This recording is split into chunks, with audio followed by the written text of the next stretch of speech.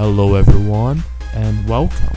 Today we're gonna see about Magic, the Gathering Arena, and how to get money there and try to get the most of it without paying any real money for it.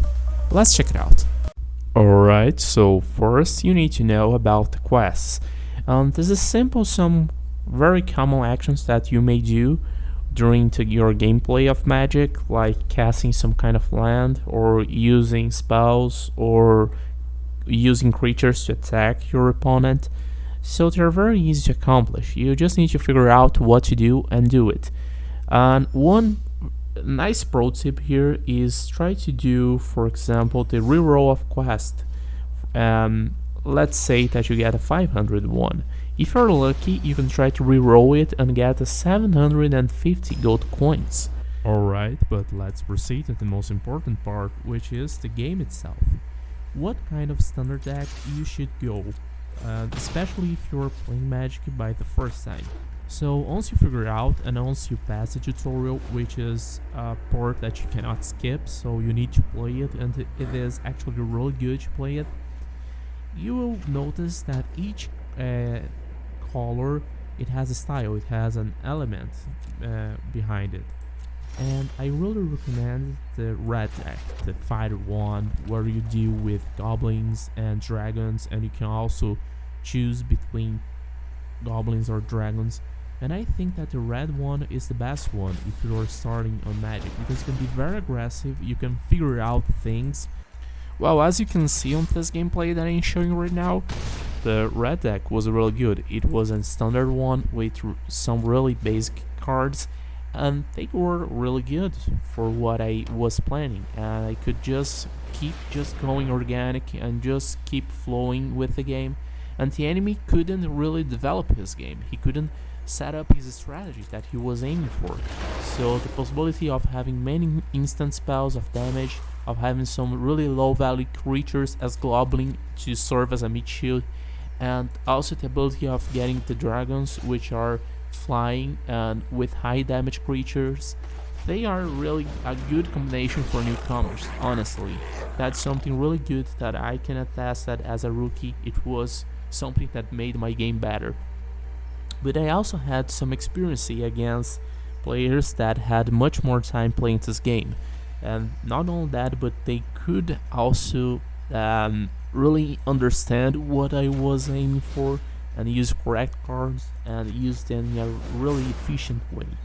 So that's something that you're gonna find out, but out of many players that will probably be on your same situation, I think that having a red deck is something really good to try to be really reactive. I also see that the attacks for the red deck, the instant damage spells, they are also things that are gonna defend you. You have the possibility of defend yourself against low value creatures or weaken enemy creatures with a bunch of attacks that you have disposable on the red deck. So this is it. It's something that we can discuss here on comments, so tell me what do you think about my suggestion below, because I had a lot of success and I made a nice amount of money just playing with the free and completely basic standard red deck, of course with some additions that I was aiming for, and I'm gonna explain you about how to do some really specific additions with the wild cards. Oh, and by the way, my advice should be taken with a grain of salt, because I'm not really an expert on Magic, but this gameplay that I'm showing to you is just one of the many that I had, and some of them I couldn't even record, unfortunately, because red really gave me a lot of wins. Seriously, I was struggling with white, even though I love it, the concept behind this deck, but the red one is just good. Oh, and by the way, I really recommend to you to play without being ranked, because on ranked you're gonna find out the most OP and the most meta decks.